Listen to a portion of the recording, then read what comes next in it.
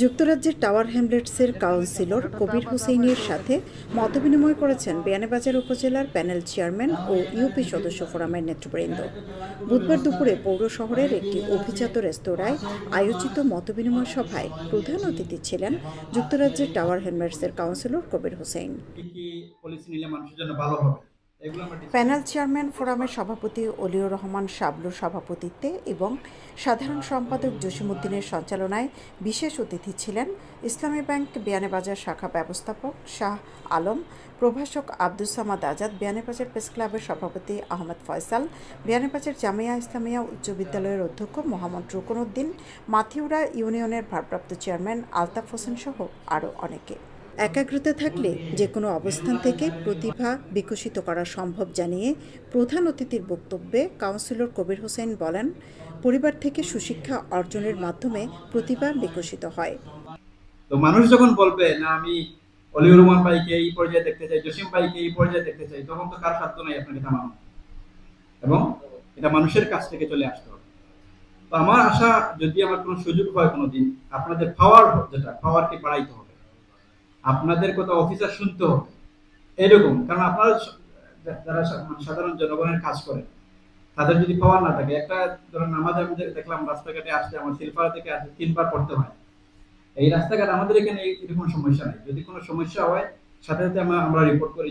একজন সাধারণ জনগণ যদি আমাকে একটা ইমেল করে, ভয়েস মেল দিয়ে পাঠায় যে এইখানে একটা সমস্যা হয়েছে, এইখানে একটা প্রবলেম হয়েছে, আমি অফিসারকে পাঠানোর সাথে সাথে এটা টাইম লিমিট দেওয়া হয়।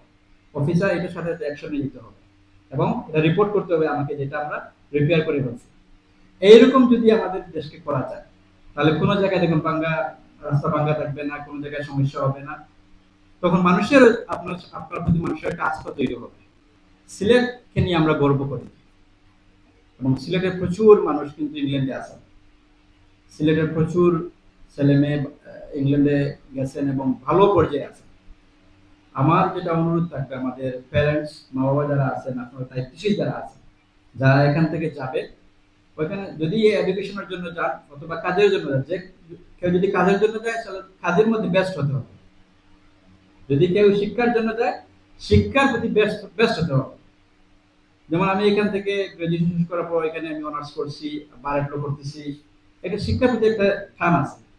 আপনার যদি শিক্ষা না থাকে তাহলে আপনি বিভিন্ন জায়গায় কথা বলতে পারবেন না। পার্লামেন্টে যখন কথা বলতে হয়, আমাদের মিনি পার্লামেন্টে যখন কথা বলি, তখন তো ইংলিশে বলতে হয়।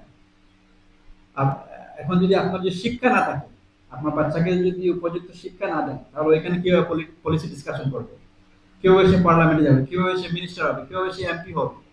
তো আপনার সেলফ একটা কনফিডেন্স থাকতে হবে আপনাদের বাচ্চাদের, এবং সেটা প্রথমে মা বাবা থেকে আসতে হবে।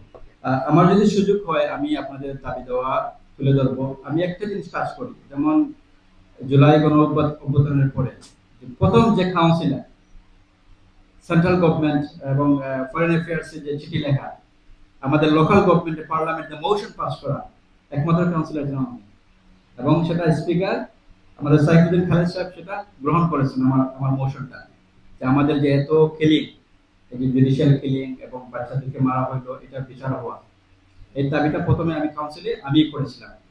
সততা ও নিষ্ঠার সাথে কাজ করলে সকল প্রতিকূল অবস্থা থেকে উত্তরণ করা সম্ভব জানিয়ে অতিথিরা বলেন, দেশ ও প্রবাসের মেলবন্ধন তৈরি সহ সিলেটের স্বার্থে সকল পর্যায় থেকে সোচ্চার থাকতে হবে।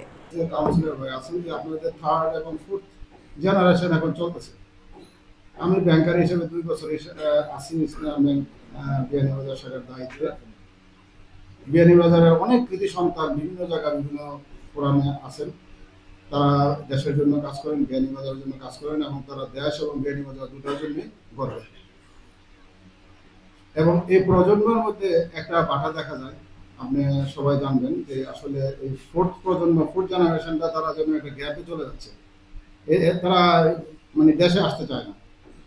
তো আমার এই ভাই কবির হোসেন ভাইকে বলবো, ওনারা যেহেতু লোকাল গভর্নমেন্টে কাজ করে, জনপ্রতিনিধি হিসেবে কাজ করে, যে বর্তমানে ফোর্থ প্রজন্মের যে সন্তানগুলো কিভাবে দেশে আনা যায়, দেশের সাথে তাদেরকে কিভাবে রিলেট রাখা যায়, দেশের সাথে তাদের কিভাবে সম্পর্কটাকে জোরদার রাখা যায়, মজবুত রাখা যায়, তাহলে তারা উপকৃত হোক আর না হোক, আমরা বাংলাদেশের উপকৃত হব। এই জায়গাটাতে কাজ করা আমার মনে হয় সুযোগ আছে জনপ্রতিনিধি হিসাবে আমাদের কবির হোসেন ভাইকে প্রধান অতিথি হিসেবে উপস্থিত আছেন আমার বন্ধু মানুষ। আমরা চট্টগ্রামে একসাথে পড়াশোনা করেছি, একসাথে রাতে ঘুমাইছি, একসাথে খাওয়া দাওয়া করছি, সেই হিসাবে খুব কাছ থেকে দেখা শুরু করেছে ওকে। তখনও নেতৃত্বের যে গুণাবলী আমি তার ভিতরে তখনই আমরা দেখছিলাম যে আমরা বিভিন্ন বিষয়ে দেশের সমস্যাগুলো নিয়ে আলোচনা করতাম। কিন্তু সে যে ওইখান থেকে ইংল্যান্ডে গিয়ে ওইখানে নেতা হয়ে যাবে, ওইখানে গিয়ে জনগণের সেবা হবে, সেটা তো আমাদের মাথায় ছিল না। যখন শুনলাম সে নির্বাচিত হয়েছে, আসলে আমাদের গর্বে বুক ভরে গেছে। কারণ লিডারশিপ শব্দটার সাথে বাংলাদেশের মানুষের সাথে, মানুষের রক্তের সাথে যেন মিশে আছে। আমরা বাংলাদেশিরা যেখানেই যাই না কেন, পৃথিবীর যে প্রান্তেই যাই না কেন, হয় ওইখানের লোকাল রাজনীতির সাথে হয় ইনভলভ হয়ে যায়, অথবা ওইখানে সারাউন্ডিং এ আমার বাঙালি যারা আছে, বাংলাদেশ যারা, ওইদেরকে নিয়ে একটা সংগঠন ক্রিয়েট করি, ওইখান থেকে লিডারশিপ তৈরি করি। সুতরাং এটা আমার এই লিডারশিপটা আমাদের বাংলাদেশের মানুষের সাথে আসলে একটা রক্তের সাথে মিশে আছে বলে মনে করি। তার কবিতা ছিল এরকম, পথ গেছে কোন দিকে, তিনি আবার লিখছেন পথ গেছে জঙ্গলে, পথ গেছে সমুদ্রে।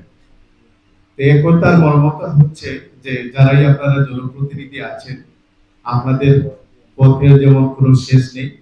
আমার গ্রাম থেকে শুরু করলে এই পথটা আটলান্টিকের ওপারে গিয়ে দেখা যায় সেখানে পথ আছে, শেষ হয় না।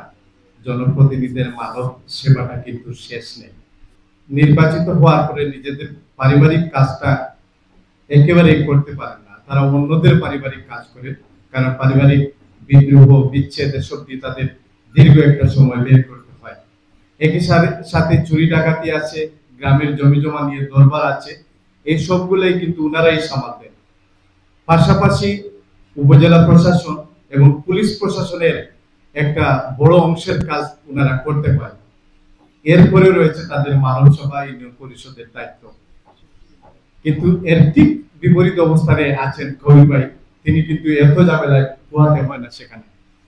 যিনি তার কাজের মাধ্যমে তিনি দেখিয়ে দিয়েছেন যে বয়স কোনো ফ্যাক্টর নয়।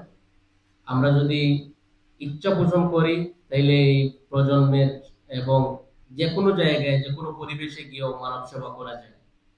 যেখানে আমরা দেখি এখানকার যারা জনপ্রতিনিধি, আমাদের সম্মানিত জনপ্রতিনিধিরা আছেন, কত পরিশ্রম করেন, অনেক কাজ করেন এবং দিনরাত পরিশ্রম করেন, নিজের ব্যবসা চাকরি অনেক কিছু বাদ দিয়ে দেশে থেকে কাজ করেন। অনেকের ভাই বা বন্ধুগণ বা পরিবারের সদস্যরা বিদেশে আছেন, কাজ করেন। কিন্তু প্রবাসে যাওয়ার পরে আমরা যেটা দেখি, আমাদের ভাইদের বোনদেরকে সাথে কথা বলার টাইম নেই। কি করেন? রুটি রুজি করতেছেন, রুজি রোজগারে ব্যস্ত থাকেন। সেখানে বসে নিজের আয় ইনকাম বাদ দিয়ে মানুষের সেবা করা, সেটা খুব কঠিন একটা কাজ। বাংলাদেশ ও বিলেতের জনপ্রতিনিধিদের কাজের ফারাক এবং বিভিন্ন প্রতিবন্ধকতা তুলে ধরেন প্রান্তিক জনপদের জনপ্রতিনিধিরা। শিকরের টানে প্রথম জন্মস্থান এই অঞ্চলের নির্বাচিত জনপ্রতিনিধি লইয়া তাদের সুবিধা এবং অসুবিধা কথাগুলা জানার লাগে আন্তরিকভাবে ইচ্ছা প্রকাশ করছেন। আমি বিয়ানীবাজার উপজেলা সকল নির্বাচিত জনপ্রতিনিধি পক্ষ থেকে জনাব কবির ভাইরে উষ্ণ অভ্যর্থনা জানাইলাম, স্বাগত জানাইলাম। আগামী দিনে এই অঞ্চলের আরো জনপ্রতিনিধি সকল সৃষ্টি হওয়ার লাগে, যারা দেশে এবং দেশের বাইরে। যোগ্যতা, মেধা, অভিজ্ঞতা বিকল্প কোথাও নাই। এই মেধা, যোগ্যতা এবং অভিজ্ঞতা হাসিল করিয়া এই লন্ডনের জমিন কিতাবরা জনপ্রতিনিধিত্ব করা হিকানো গোষ্ঠীভিত্তিকের কারণে হয় না, হিকানো হয় যোগ্যতার কারণে। তা আমরা মনে করি আর আগামী দিনে এই বিয়ানীবাজার অঞ্চল আরো যোগ্য মানুষ গড়িয়া উঠুক। জনপ্রতিনিধি আমাদের কবির হোসেন ভাইও সেইভাবেই একই প্ল্যাটফর্মে উনি একজন জনপ্রতিনিধি। উনি হয়তো দেশে এসে আরো কারোর সাথে বসতে চান নাই, উনি আমাদের সাথেই বসতে চেয়েছেন এবং আমাদেরকে নিয়েই বসেছেন। এই জন্য ওনাকেও আমরা আমাদের এই ফোরামের পক্ষ থেকে ধন্যবাদ জানাচ্ছি। উন্নত জীবনযাপনের জন্য, উন্নত লেখাপড়ার জন্য আমরা লন্ডন যাইছি। সেখানে গিয়ে আমরা অর্থনৈতিক অভাবের কারণে আমরা পড়ালেখা করতে পারি না।